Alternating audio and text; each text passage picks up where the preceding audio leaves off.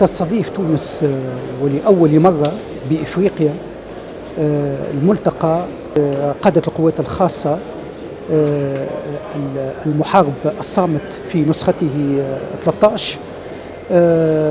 طبعا مشاركة أكثر من 40 دولة وعلى رأسها الولايات المتحدة الأمريكية يعكس يعني وعي المشاركين بأهمية تبادل الخبرات والتجارب في مجال تعزيز القوات الخاصة من أجل منطقة آمنة ومستقرة بإفريقيا. طبعا يعني احتضان تونس لهذا الملتقى هو يعكس تفتح بلادنا على التعاون العسكري المشترك، وكذلك انفتاح القوات الخاصة التونسية على محيطها الإقليمي والقاري من أجل الرفع من الجاهزية والقدرة العملياتية. الأوضاع الحالية والتحديات التي فرضتها التحولات الجيوسياسية يعني في المنطقة، وخاصة هذه تستدعي من الدول العمل بصفة مشتركة من أجل يعني التصدي وعديد المخاطر، نذكر منها يعني الإرهاب، كذلك الجريمة العابرة للحدود،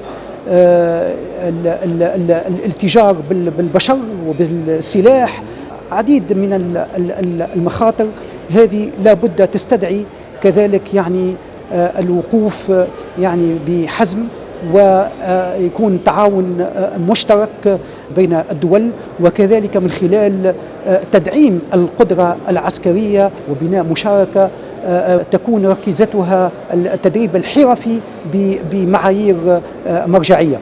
نجحت تونس في تركيز مركز الامتياز في خصوص في علاقة بنزع الألغام، وكذلك التعامل مع الأجسام المشبوهة، وكذلك تركيز مركز الامتياز في تأهيل القوات، وهذا جعل معناتها مركزين مهمين صار معناتها مرجعين أساسيين في مجال الدراسات والتكوين والتدريب.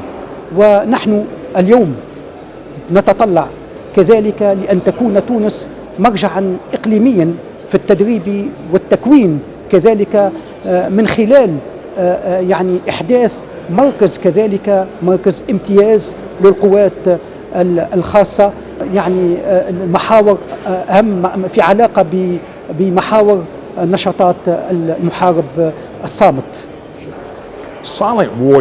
ملتقى المحارب الصامت 2024 يقام لأول مرة في إفريقيا، ونحن هنا في تونس لعدة أسباب.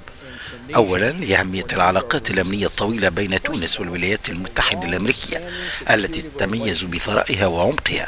سنتقاسم في هذا الملتقى مختلف الأهداف والخبرات والتجارب، سواء مع القوات العسكرية الخاصة التونسية أو البلدان المشاركة، إلى جانب تبادل وجهات النظر حول المسائل الأمنية بين البلدان.